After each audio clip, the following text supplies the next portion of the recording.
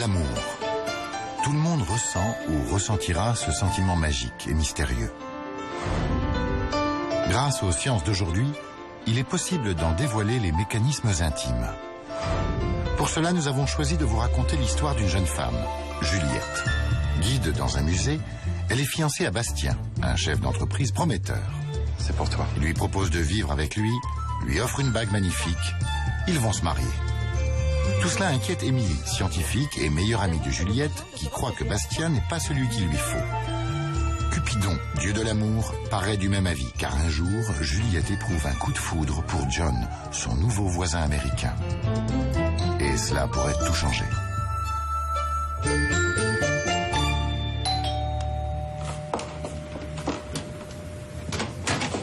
Ah, qu'est-ce que tu fais, mon cœur? Ça fait 10 minutes qu'on klaxonne en bas. T'as pas entendu? Si, j'arrive. Tu m'accompagnes? Ouais.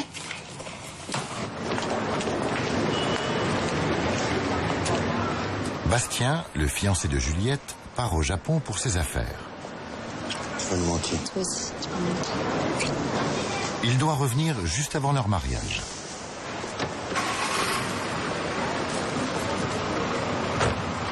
Depuis sa rencontre avec John, Juliette se sent troublée et même un peu inquiète. Son néocortex, la couche supérieure de son cerveau, analyse ses émotions contradictoires. Elle croit toujours aimer Bastien, bien sûr, mais...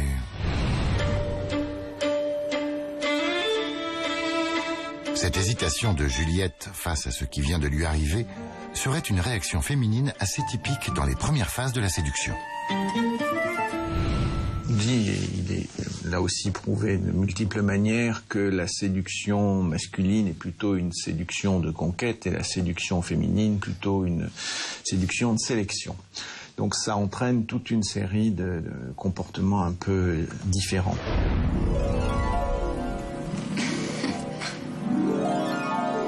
Derrière ces stratégies de séduction, il y a des mécanismes cérébraux un peu différents. Par exemple, la zone qui met en route le circuit de motivation et de plaisir, qui est celui qui est activé dans toute l'histoire amoureuse. Chez l'homme, la zone qui met en route ce circuit, la zone du désir sexuel, est très proche d'une zone qui a été repérée comme étant celle de la conquête et de la défense du territoire.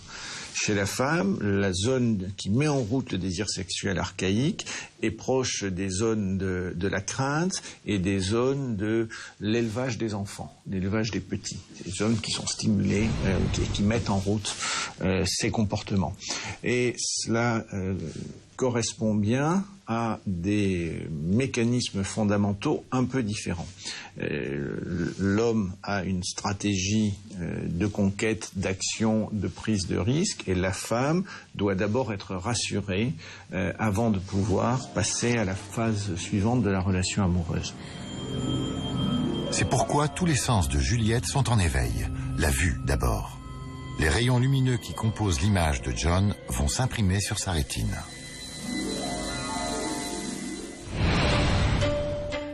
À l'université de Louvain, ce spécialiste du comportement décrypte le langage non-verbal du corps et du visage.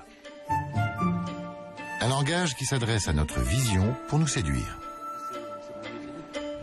Le balayage du regard est fondamental, aussi bien pour les femmes qui veulent attirer l'attention des hommes qu'elles regardent, que pour les hommes qui doivent reconnaître par le regard que la femme les a sollicités.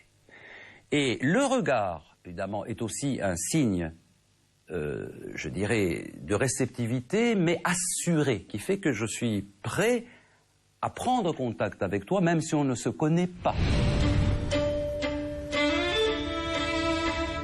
En liant sociologie et psychologie appliquée, Nicolas Guéguin analyse nos comportements les plus quotidiens. Il confirme la puissance séductrice du regard. Sur de simples photos, le regard a un impact. On l'a pu montrer dans des recherches expérimentales où on présentait deux photos identiques d'une même personne, même coiffure, même visage, mais regardant en face de l'objectif au moment de la prise ou regardant ailleurs, eh bien on constate que les hommes trouvent cette femme plus belle lorsqu'elle les regarde. Donc sur les publicités, on observe exactement la même chose. Les publicités que l'on côtoie dans la rue, on trouve la publicité plus attrayante lorsque la personne nous regarde. Nous savons que 24% des 52 signes de sollicitation, eh bien, sont du type regard. Le regard comment? Court, direct, ou alors prolongé, mais attention, pas de signaux faciaux, parce qu'il y a le regard, mais il y a aussi la mimique. Pas de signaux faciaux ni d'anxiété, ni de menace. Car si je regarde d'une manière neutre quelqu'un, je stresse cette personne. C'est notre héritage primatologique. Regard soudain, fixe et prolongé, il est menaçant. Donc, il faut que les regards soient associés à des relèvements de sourcils. Il faut que les regards deviennent aussi oscillants et puis directs. D'accord? Prolongés, mais aussi ponctuels. Et il faut évidemment qu'ils soient associés, bien entendu, à des sourires porteurs substantiels, fréquents. Des recherches utilisant un appareil qu'on appelle un oculomètre qui permet de regarder exactement où une femme regarde montrent que quand on leur présente une photo d'homme, que ce soit le visage ou le corps entier, la première chose qu'elles regardent, ce sont les yeux. Et on a pu montrer également que les femmes avaient des capacités de diagnostic des hommes qui les regardaient, même lorsqu'ils essayaient de les regarder discrètement, vous voyez, en les regardant en coin, en étant très éloignés, elles sont capables de repérer les hommes qui sont en train de les regarder. Donc, vraisemblablement, c'est quelque chose d'extrêmement important dans la séduction, et on voit bien que de tous les comportements non verbaux, que ce soit pour les hommes et les femmes, c'est souvent le regard qui arrive en premier. À Vienne, Karl Grammer a mené des recherches avec ses étudiants sur le lien entre le regard et d'autres comportements dans le déclenchement de la séduction. Le regard est le signal de base. Le regard accompagné d'un sourire est la messe édite. Cela confirme ce qu'un de mes étudiants avait découvert, que se tenir à proximité est le premier pas. Les femmes seules qui fréquentent les bars, en Europe en tout cas, évitent la proximité des hommes. Elles restent d'abord un peu à l'écart. Et une fois qu'elles ont choisi un homme, elles ne font qu'une seule chose. Elles viennent se placer juste à côté de lui. Et elles attendent son regard.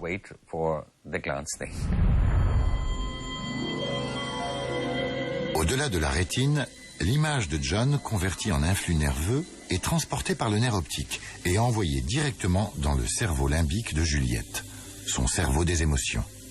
C'est pourquoi un simple regard peut nous bouleverser. Dans le cerveau des émotions, des molécules qu'on appelle les neurotransmetteurs sont alors sécrétées. Elles permettent les connexions entre neurones, qui s'activent selon des circuits multiples et dans plusieurs zones du cerveau. Parmi ces neurotransmetteurs, agissant au niveau des synapses, l'espace microscopique entre les neurones, la dopamine. Ces molécules, représentées ici en rose, ont un effet dopant. La dopamine nous motive. En se transportant d'un neurone à l'autre, elle permet à l'influx nerveux de circuler dans une série de zones qu'on appelle circuit de la récompense. Alors Juliette ressent du plaisir. Et la partie de son cortex moteur qui commande les expressions du visage réagit. Juliette sourit. Juste après les regards et en association avec les regards, vous avez 3 ou 4 types de sourires.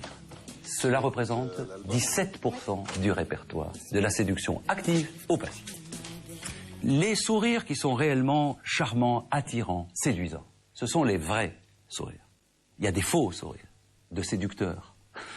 Mais le vrai sourire consiste en l'activation d'abord des muscles zygomatiques majeurs et mineurs, clairement, qui font évidemment voir les dents du haut et quelquefois les gencives. Donc on ne sourit pas comme ça, ni comme ça. Deuxièmement, l'action des muscles frontaux qui font qu'on relève les sourcils, quelquefois même avant de sourire. Troisièmement, le muscle orbiculaire des paupières qui crée des pattes doigts. Et l'action conjointe de ces 3 muscles font que l'orbiculaire des paupières supérieures s'abaisse progressivement quand vous souriez. Les faux sourires, évidemment, sont extrêmement statiques, n'ont pas ces trois éléments, sont trop courts, genre, sont trop longs, voyez-vous. Et il faut que je vous dise que les femmes sont meilleures que les hommes pour reconnaître les vrais sourires des sourires trompeurs. Selon des études, les femmes seraient même les spécialistes du sourire dans l'espèce humaine.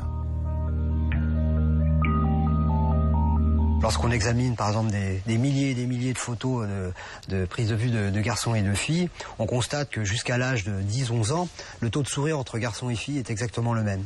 Et au moment où la puberté naît, eh bien, on voit que les filles commencent à sourire beaucoup plus que les garçons. Et vraisemblablement, c'est un outil de séduction. Et nous, on l'a testé dans différentes circonstances. On s'est rendu compte par exemple qu'une autostoppeuse qui sourit est bien plus souvent en prise, comparativement à la situation où elle ne sourit pas, que lorsque c'est un homme qui sourit. Vous voyez, vraisemblablement, il y a un effet attracteur du sourire. C'est un comportement très anodin, mais qui est très attracteur, et vraisemblablement, ça ne marche que lorsque c'est produit par une femme. Vous voulez un petit drink?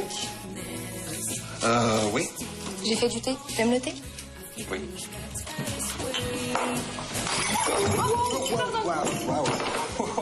Excuse-moi, je suis désolée.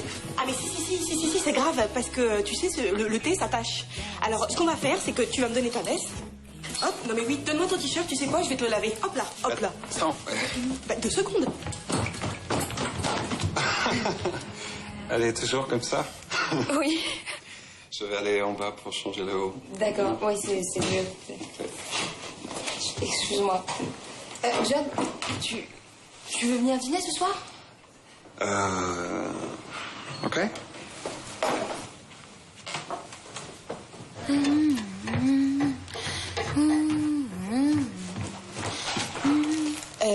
Si t'allais te refaire une petite beauté, là, non? Quoi, tu me trouves moche, c'est ça? Non, pas du tout. Juste un peu échevelé, quoi. Attends, sens ça d'abord avant. C'est le t-shirt de John. Les odeurs, surtout si elles proviennent d'un prince charmant, ont un pouvoir immense. Pourquoi? Les molécules odorantes échappées du t-shirt de John remontent dans le nez de Juliette, où elles entrent en contact avec les extrémités des neurones olfactifs. Car oui, des neurones sont à l'air libre en haut de nos fosses nasales. L'information est aussitôt envoyée dans le cerveau des émotions. C'est le trajet sensoriel le plus direct entre stimulus et sensation. Des connexions se produisent aussi avec cet organe cérébral qu'on appelle l'hippocampe, l'un des centres de notre mémoire. Les souvenirs de nos émotions y sont stockés. Par le miracle des connexions neuronales mémorielles, le parfum de John rappelle aussitôt son image et le plaisir qui y est associé. Sentir des t-shirts et juger de l'attraction des odeurs, ça peut aussi se faire scientifiquement. C'est ce qui a permis à Karl Grammer d'établir un lien surprenant entre odorat, système immunitaire et choix d'un partenaire amoureux. Nous avons pu montrer qu'il y a environ 300 substances différentes qui sont dégagées en permanence par notre corps. Donc chaque personne a une odeur différente des autres. Nous pensons que tout cela est lié au fonctionnement du système immunitaire. En effet, l'odeur n'est pas directement produite par le corps, mais par des bactéries à sa surface. Et ces bactéries ne sont pas les mêmes pour tous, car chaque système immunitaire ne permet qu'à certaines d'entre elles de proliférer. On pense que ce pourrait être un critère de sélection du partenaire amoureux. Attendez, vous voulez me faire croire qu'en respirant ce t-shirt, je sens que John et moi, on est fait l'un pour l'autre. C'est exactement ce qui est en train de se passer. Ouais, enfin, je reconnais qu'on est bouché. Hein. Donc, en fait, on serait comme les chiens. C'est ça, on se sent pour s'aimer. C'est ça, des chiens, des chiennes. Non, mais je sais pas de quoi on parle, là. Parce que j'ai l'impression que tout le monde oublie que je vais me marier avec Bastien dans 1 mois, quand même. Merci, super. Ça, c'est le torchon, hein. Fais gaffe. À moins que tu sois amoureuse du jarret de veau que Juliette est en train de préparer. En période amoureuse, on fait beaucoup plus attention à son apparence. et pas seulement les femmes. Parce que ce coup de foudre, on n'est pas encore sûr qu'il soit partagé. Notre néocortex nous conseille de séduire et de mettre tous les atouts dans notre jeu. Toute la surface de notre peau se renouvelle une fois par semaine environ. Notre apparence est donc bien moins immuable qu'on ne le pense. Mais aux yeux de Juliette, le moindre détail compte. Enfin, l'un et l'autre sont prêts pour une soirée capitale. Bougez pas, je vais ouvrir.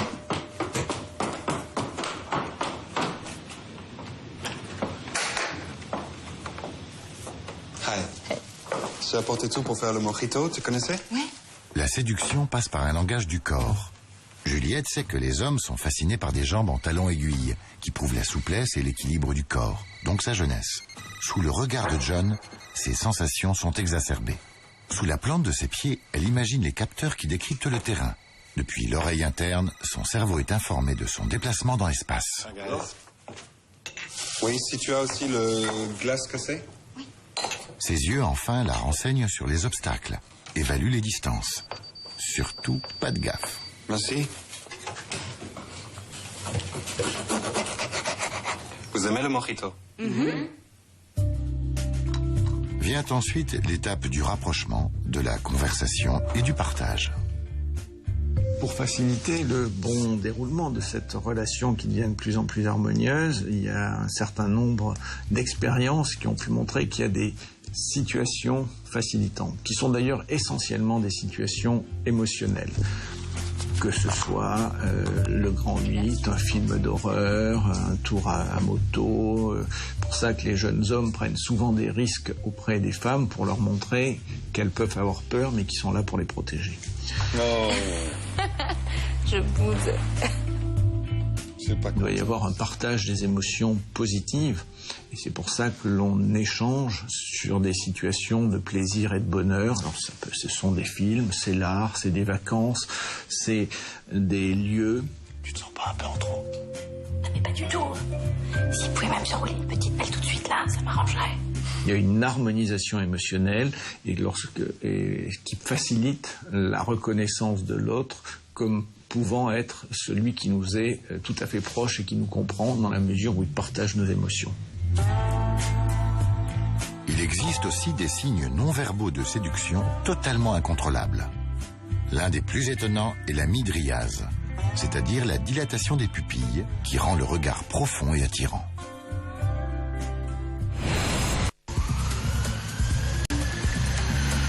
De tels signaux non-verbaux sont répertoriés par les psychologues du comportement. Mais à vrai dire, on n'a pas attendu la science moderne pour les repérer et les utiliser.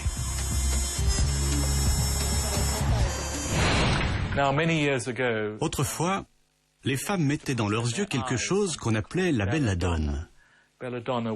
C'était un produit qui dilatait les pupilles. Les femmes savaient que les hommes paraissaient plus attirés par elles lorsque leurs pupilles étaient dilatées. En effet, lorsqu'on est sexuellement excité, nos pupilles se dilatent. Mais un homme ne dira pas « je suis attiré par elle parce qu'elle est sexuellement excitée ». Il ne saura pas pourquoi il est attiré, ni quel facteur joue là-dedans. Un de ces facteurs peut être l'odeur. Les femmes utilisent du parfum pour masquer leurs odeurs corporelles, alors que ces odeurs donnent des indications sur la jeunesse, sur l'alimentation. Donc il y a un certain nombre de facteurs auxquels les gens répondent en disant « il est attirant, elle est attirante », mais dont ils ne sont pas conscients. On peut faire des expérimentations dans lesquelles on change la largeur des pupilles, dans lesquelles on rend une odeur plus ou moins saine, et montrer que ces facteurs dont les gens sont inconscients influencent pourtant leur jugement sur l'attractivité des personnes. Autre phénomène inconscient, en tête-à-tête, les gestes des amoureux se synchronisent. Un comportement typique observé par les éthologues. Excuse-moi. La synchronisation progressive des signaux atteste, je dirais, l'efficacité de la séduction mutuelle. Les regards deviennent synchrones, la dilatation des pupilles évidemment est prolongée, les rires sont simultanés, on se rapproche d'une manière simultanée, on s'écoute beaucoup plus longtemps et on parle en même temps. Il y a des mouvements des jambes tout à fait incontrôlés, j'ai pu observer, qui sont exécutés en même temps, alors que les protagonistes n'ont aucune vision de leurs jambes. Je voulais dire, c'est délicieux. J'adore ce cocktail, super. Bon, pareil. On a affaire à ce moment-là à l'expression éthologique d'un attachement, d'un début d'attachement, c'est-à-dire une structure interpersonnelle entre toi et moi. Qu'est-ce que tu veux? Danser. Non, je sais pas. Cette harmonisation des comportements que l'on trouve chez les amoureux qui sont en train de mettre en place leur relation amoureuse, elle a peut-être une explication neurobiologique. Les scientifiques travaillent en ce moment sur les neurones miroirs. Les neurones miroirs ont été découverts d'abord chez l'animal puis chez l'homme, d'abord pour des comportements extrêmement simples. Quand on voit un partenaire en face faire un mouvement, qu'on regarde le mouvement, dans notre tête s'illuminent, se mettent en route les mêmes neurones que ceux que fait le partenaire. De la même manière, quand un partenaire a une sensation, nous avons dans la tête les mêmes voies sensitives qui s'illuminent. Puis après on est allé un peu plus loin et on s'est rendu compte que quand le partenaire souffre, la perception de la souffrance passe par ces trajets dits des zones miroirs. Et on est en train de penser, les scientifiques pensent que ces neurones miroirs sont pour beaucoup dans l'empathie que l'on peut avoir pour autrui. Et moi j'y verrais volontiers quelque chose qui permettrait de comprendre ce qui est un des mouvements fondamentaux de l'amour, qui est le désir du désir de l'autre. Quand on est amoureux, on a envie que l'autre vous désire. On le désire, mais on a aussi envie qu'il vous désire. On peut penser que c'est par ces mécanismes des neurones miroirs que pourrait s'expliquer cette espèce de richesse qui est cette perception et ce besoin du désir et du sentiment de l'autre. Lorsque Juliette danse avec John, son cerveau limbique traite tous les stimuli sensoriels qu'elle reçoit et les compare avec des tourbillons de souvenirs concernant des situations équivalentes. Et comme ne reviennent de sa mémoire que des signaux positifs, Juliette est rassurée. Elle peut s'attacher à John sans crainte. Alors Juliette sent monter son désir. Son cerveau limbique suractivé la pousse à passer à l'acte, là, tout de suite. Et pourquoi pas? C'est compter sans le néocortex, notre gendarme intérieur, la voix de la raison. Grâce ou à cause de lui, il y a des choses qui ne se font pas. Je disais qu'il y a des choses qui ne se font pas. Sorry. Pardon.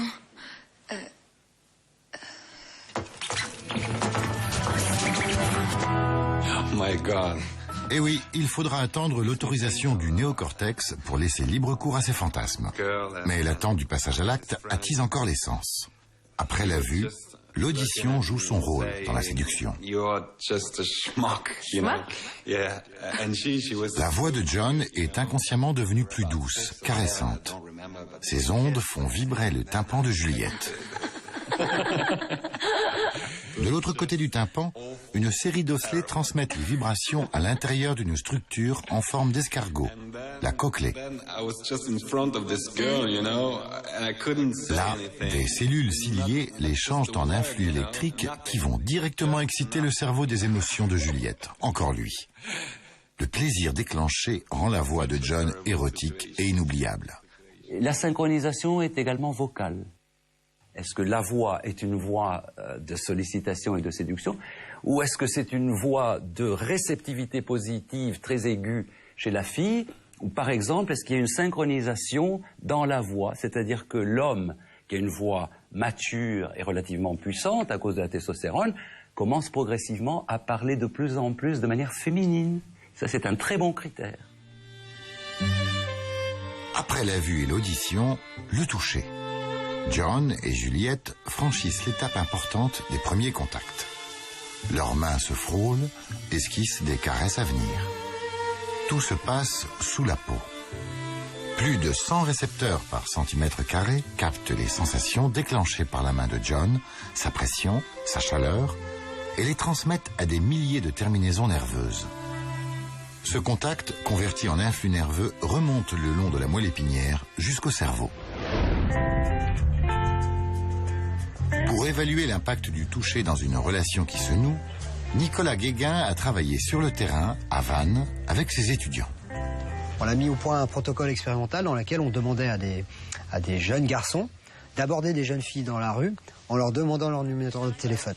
Et puis en formulant cette requête-là, discrètement, il touchait la jeune fille 1 seconde sur l'avant-bras. Donc vous voyez, c'est pas un comportement problématique, un simple contact tactile. Et on s'est rendu compte que, d'une part, les jeunes filles accordaient plus favorablement un numéro de téléphone au jeune homme en situation de contact tactile. Mais en même temps, lorsqu'elles donnaient ce numéro de téléphone, elles donnaient moins souvent un faux numéro, puisque un certain nombre ont donné un faux numéro, ce nombre était moins important en situation de contact tactile. Ensuite, elles ont été abordées par une enquêtrice qui leur disait là, il y a un jeune homme qui vient de vous aborder, est-ce que vous pourriez nous dire ce que vous pensez de ce jeune homme à l'aide d'un certain nombre d'échelles. Et on s'est rendu compte qu'elle le trouvait plus attirant, plus sensible, et puis également plus dominant, c'est-à-dire plus sûr de lui.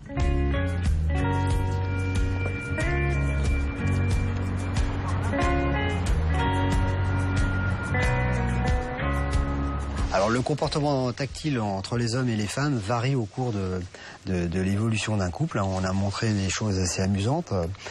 Au début d'une relation, c'est surtout l'homme qui recherche le contact tactile. Il va toucher beaucoup plus le bras de sa compagne. Dans la rue, ça va être lui qui va vouloir plus favorablement lui prendre la main. Et puis au fur et à mesure que le couple s'installe, dure, on constate qu'ensuite il y a équilibre de ces demandes entre les hommes et les femmes de contact tactile. Et au bout de 3 ans, environ 3-4 ans, on voit émerger l'effet inverse. Ce sont les femmes qui recherchent le contact tactile auprès de leur homme. Donc par exemple dans la rue, c'est elles qui vont tendre la main pour que l'homme la leur donne. À une terrasse de café, c'est elles qui vont toucher la main de leur compagnon, alors qu'au début de la relation, c'était l'inverse. Donc effectivement, on voit qu'au fur et à mesure de l'installation du couple, l'utilisation d'un même comportement qui est le contact tactile varie. Alors pourquoi on pense que les hommes, au début de la relation, cherchent à matérialiser le désir de montrer aux autres, notamment aux autres hommes, que cette femme est avec eux, c'est leur partenaire, c'est leur compagne, alors que lorsque la relation s'installe, il n'y a plus à démontrer, puisque la confiance s'est installée envers la partenaire, il y a plus cette peur des autres chez les hommes, donc ils abandonnent un peu plus ce comportement, alors que les femmes, là, sont persuadées qu'elles ont le compagnon de leur rêve, la relation s'est bien installée, et là, c'est le désir d'avoir ce contact, cette sensibilité qu'apporte le toucher, qui est recherché par elles. C'est pas que je m'ennuie, il est minuit, et... il est minuit, mais je dois aller à répétition pour mon band. Vous venez nous écouter demain? Ah ouais, carrément. Okay. Merci, c'était... very nice. Great time. Demain. Ok. Alors, tu le trouves comment, ce John? Sympa. Ouais, il est sympa. Sympa. Très sympa. Attends, t'as vu où tu t'assois, là? Non. Exactement à la place de John. Émilie, c'est le canapé. Tout le monde s'assoit sur le canapé, non? Non, mais pas du tout. Tu as été attirée à cet endroit précis uniquement par ton flair. Parce que John a laissé ici ses phéromones et les molécules de son odeur. Tout dépend de votre définition des phéromones. Si vous définissez une phéromone comme une substance très volatile, transportée par l'air et qui provoque immédiatement un comportement, ce qui est la définition initiale, eh bien ce genre de substance très volatile n'existe pas chez les êtres humains. Premier point. Mais il existe des substances qui sont produites par les glandes hypocrines, des substances produites dans la peau, des substances produites dans les sécrétions vaginales, etc., qui modifient nos états de perception interne et qui modifient nos taux d'hormones. Et cela, il y a une vraie possibilité que cela existe. Les phéromones ne sont pas des molécules odorantes. On ne peut donc pas les sentir, à proprement parler. Mais on pense qu'elles sont tout de même traitées dans notre nez par un minuscule organe sur sa paroi interne. La plupart de ces substances semblent changer la perception et l'élaboration cognitive dans certaines situations. Par exemple, vous pouvez montrer à des gens des photos de personnes. Sous l'influence de phéromones, leur perception de ces personnes sera différente. Vous pouvez utiliser des phéromones et l'état hormonal, principalement le taux de testostérone chez l'homme, sera modifié.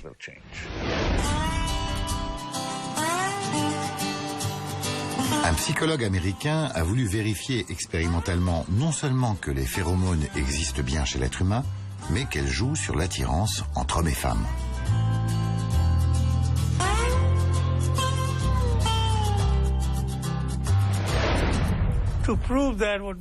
Pour prouver cela, nous avons pris des jeunes femmes entre 19 et 22 ans. Elles ne prenaient pas la pilule et n'avaient pas de petite amie à ce moment-là. Nous leur avons donné une lessive spéciale pour leur literie, un shampoing sans odeur, une liste de ce qu'elles devaient manger ou pas. Nous voulions éviter toute contamination olfactive d'autres sources. Ensuite, elles ont porté des t-shirts que nous leur avons fournis pendant leur période d'ovulation, 3 nuits durant. Puis, à ces mêmes femmes, nous avons donné d'autres t-shirts qu'elles ont portés lorsqu'elles n'ovulaient plus. Donc, chaque femme avait la même odeur en période d'ovulation et hors ovulation. Et leur odeur était tout à fait sous contrôle.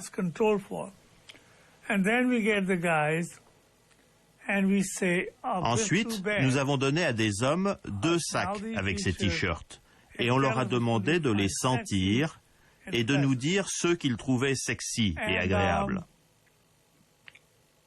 Pratiquement tous les hommes ont dit que ceux portés durant la période d'ovulation, donc de fertilité, ces t-shirts-là sentaient très bon. Comme c'était la même odeur, c'est donc bien qu'il y a une phéromone émise par les femmes en période d'ovulation. Et je pense que sa fonction, c'est d'augmenter l'éventail des partenaires potentiels. Si une femme en période d'ovulation se montre sur une piste de danse, dès que les hommes pourront la sentir, elle en aura plusieurs autour d'elle et elle aura un meilleur choix.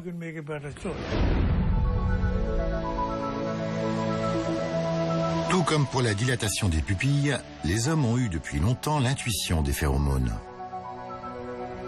C'est ce qu'a découvert cet auteur d'une histoire de la conquête amoureuse.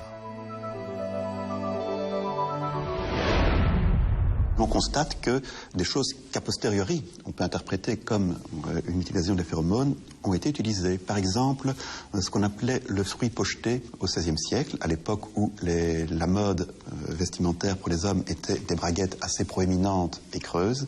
On gardait une orange, un fruit, une poire dans sa braguette que l'on offrait à une jeune fille. A posteriori, on peut se dire que les phéromones ont pu jouer là-dedans, de même que les jeunes filles pouvaient prendre un objet, le mettre sous leur aisselle ou dans leur corsage avant de le donner à un homme. C'était interprété de façon tout à fait symbolique à l'époque, mais peut-être que les phéromones ont joué à ce moment-là. Et puis, l'autre aspect des phéromones, c'est un aspect, je dirais, théorique.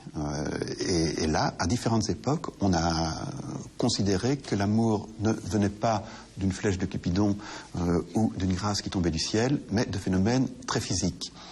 Et je pense, par exemple, en 1748 à un livre de Diffeng de la Roche qui est totalement oublié aujourd'hui et qui parlait d'une matière sympathique qui circulait entre l'homme et la femme, qu'il comparait de temps en temps à une sorte de transpiration, et là on revient de la thématique des phéromones, mais aussi à des rayons lumineux, puisqu'il pensait qu'elles pouvaient se transmettre par le regard.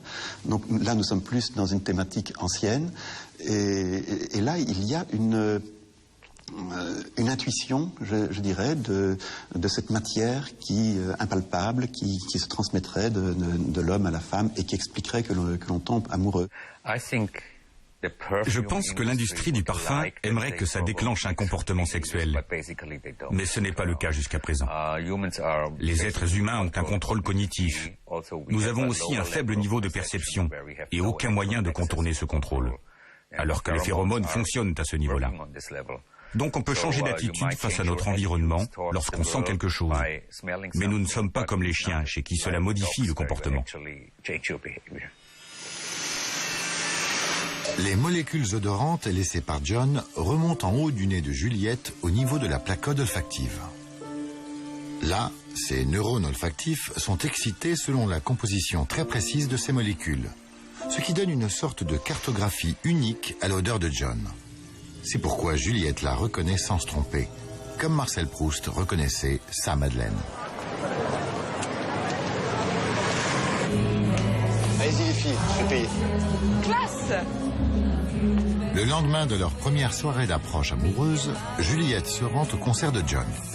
I don't wanna spend my whole life to live on my own.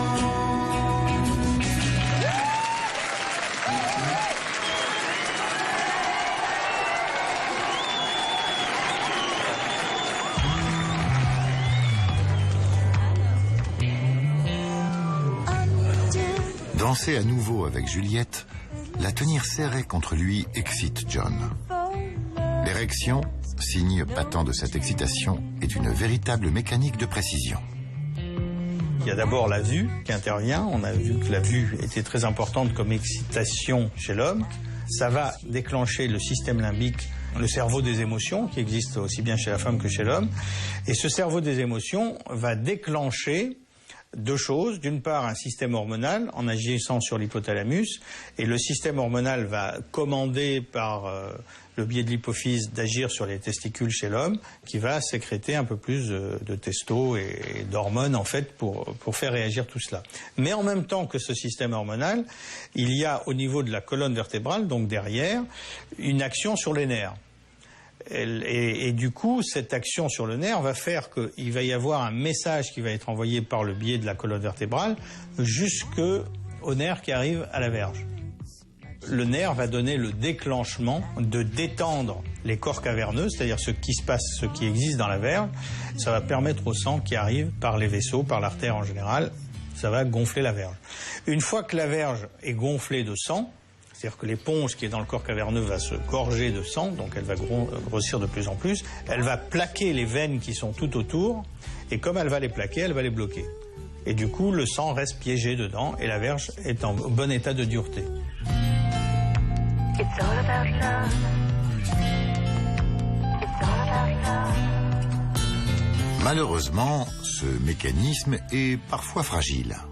Mais ce qui vient compliquer un peu plus tout ça, c'est que le nerf va transmettre le message envoyé par le cerveau sur le plan mécanique, physiologique, mais aussi sur le plan psychologique.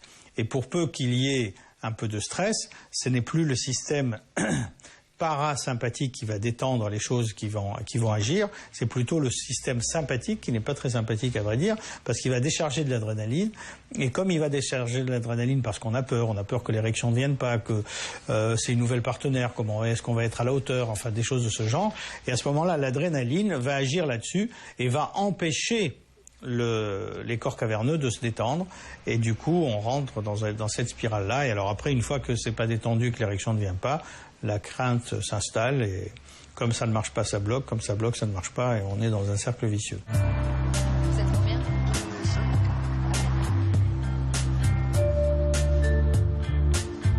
Après le concert, John et Juliette, toujours épiés par leurs amis scientifiques, vagabondent dans la nuit parisienne, avides de se connaître plus intimement.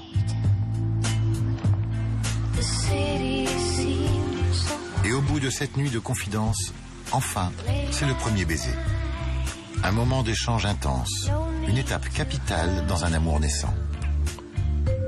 Et ça nous ramène en fait à l'enfance, le baiser, c'est la première chose, et tout ce qui se passe au niveau des lèvres, c'est la première chose que le bébé même découvre, avec la tétée, avec la succion, avec le plaisir de tout ce qui vient de là. Et donc c'est quelque chose de réellement, c'est l'intime de l'intime. Vraiment crucial.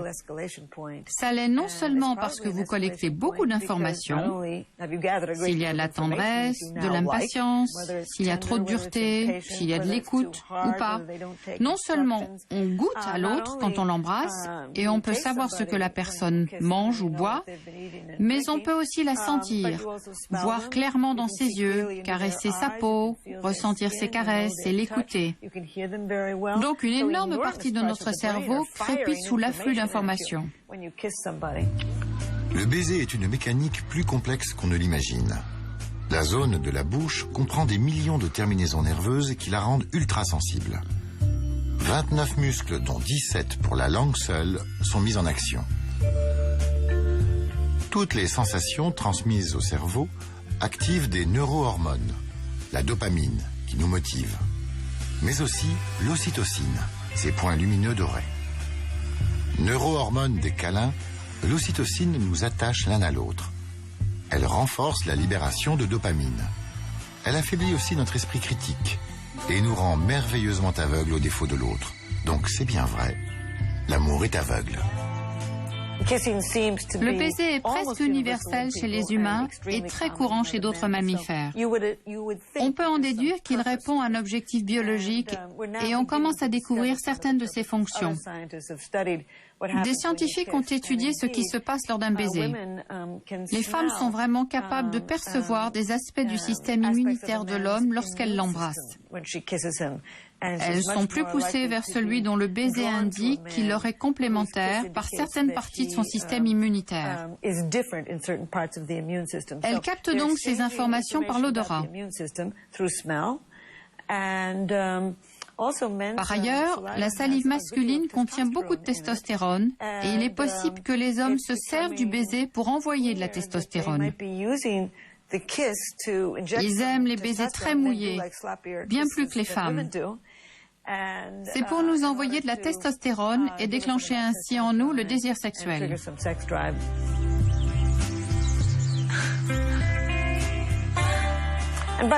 En fait, l'un comme l'autre adopte des stratégies héritées de l'évolution. C'est la femme qui sera enceinte pendant 9 mois, passera par les dangers de l'accouchement et élèvera la petite tribu. Plus que les hommes, elle a besoin d'informations. Et dans la perspective masculine, il est adapté d'essayer d'accélérer les choses pour projeter son ADN vers le futur. Ils viennent d'entrer chez John. Émilie, qu'est-ce que tu fabriques? Pour Juliette et John, après ce premier baiser, tout s'emballe. La testostérone a déclenché le désir. Ils ont juste le temps de monter dans l'appartement de John. Tu trouves pas que tu vas un peu loin? Parfois, j'ai l'impression que tu te rends pas compte que nous travaillons pour le progrès de l'humanité. Tu vas voir ce que tu vas voir. Amène-toi. Oh là là. Qu'est-ce que c'est que ça, là?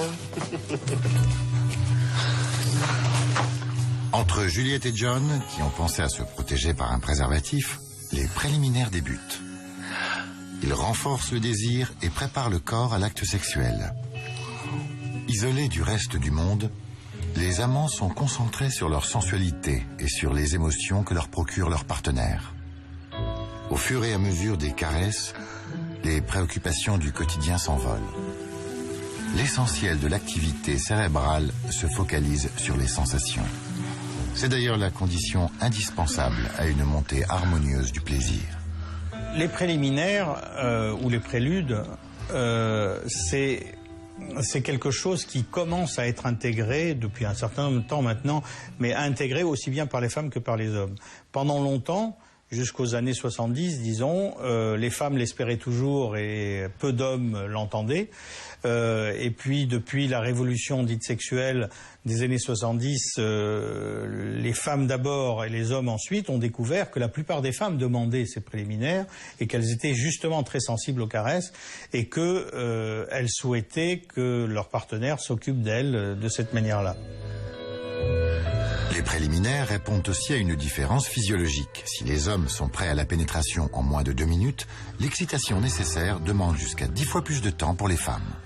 Ce qui importe pour l'homme, c'est d'avoir une érection et de ce fait être en mesure d'avoir une pénétration et de ce fait d'avoir une éjaculation, c'est-à-dire un orgasme et du plaisir.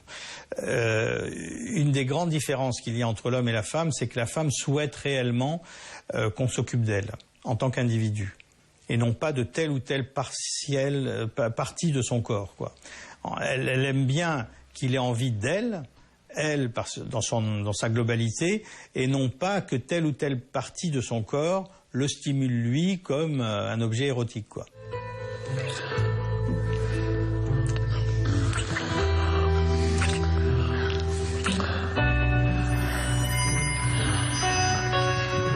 Dans le corps de Juliette, les battements du cœur accélèrent. Le sang pulse et afflue vers certaines zones du corps particulièrement sensibles. Stimulées, ces zones augmentent le niveau d'excitation sexuelle. Dans les zones érogènes, il y a les zones au niveau cellulaire, c'est-à-dire au niveau de la cellule, qu'est-ce qui peut déclencher ceci ou cela. Et on a pu découvrir des corpuscules de volupté, qu'on a appelé comme ça, parce que le mot était joli, et qui existent surtout au niveau de la vulve, hein, et aussi au niveau des seins. Hein, donc ces corpuscules-là, ce sont des récepteurs de plaisir. Et si on stimule ces corpuscules, qui sont des petites cellules non visibles comme ça, mais qui sont sous la peau, quoi, par exemple, ou à surface de peau, à ce moment-là, ça va faire des réactions d'excitation, avec les deux excitations les plus visibles à l'œil nu. C'est d'une part le mamelon qui va grossir et se durcir, et d'autre part la lubrification qui va se faire chez la femme. Grâce aux caresses de John, et tandis que les glandes de Bartholin sécrètent leur lubrifiant, le vagin de Juliette s'allonge et change de forme. C'est ce qu'ont révélé des expérimentations menées avec des amants dans un scanner. Après les préliminaires puis la pénétration, Juliette et John atteignent une phase en plateau, où leur excitation est longuement contrôlée et entretenue. Dans le pénis de John, des milliers de vaisseaux sanguins irriguent les corps caverneux et assurent ainsi le maintien de l'érection.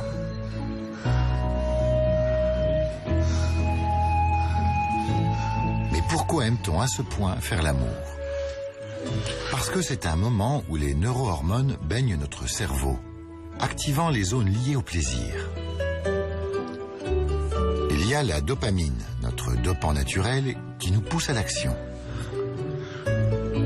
Puis la lulibérine, libérée par l'excitation sexuelle, qui euphorise. L'ocytocine, enfin, déclenchée par le plaisir et qui nous attache l'un à l'autre. Ouais, c'est le wifi qui accroche pas, quoi. Oh, écoute, non. Ils vont arriver dans la montée vers l'orgasme, là, juste avant l'accélération finale. Non. Ça m'énerve de rien pouvoir observer, là.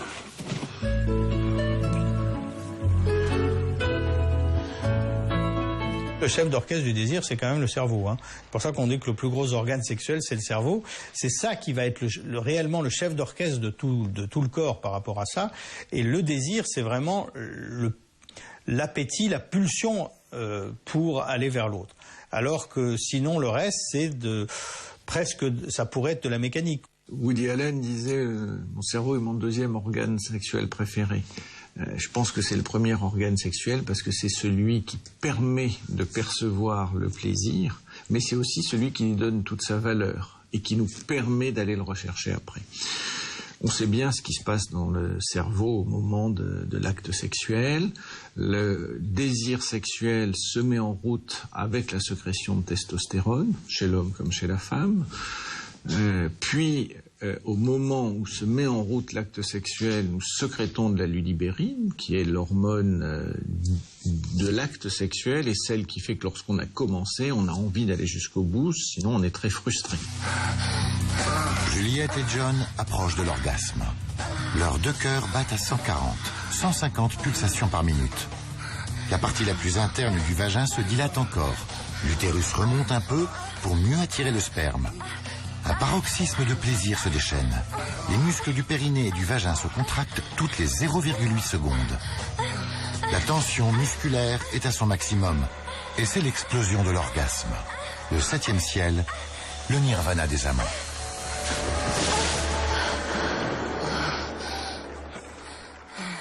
C'est lui, c'est l'homme de ma vie. Dans le dernier volet des Secrets de Cupidon, nous verrons aux côtés de Juliette pourquoi la passion nous attache parfois jusqu'à l'obsession, voire à l'addiction. J'en veux plus de pas te voir. Juliette en oubliera-t-elle qu'elle est fiancée à Bastien?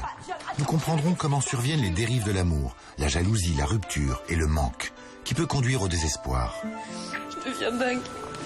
Juliette saura-t-elle éviter les embûches et mener son odyssée amoureuse à bon port en faisant le meilleur choix?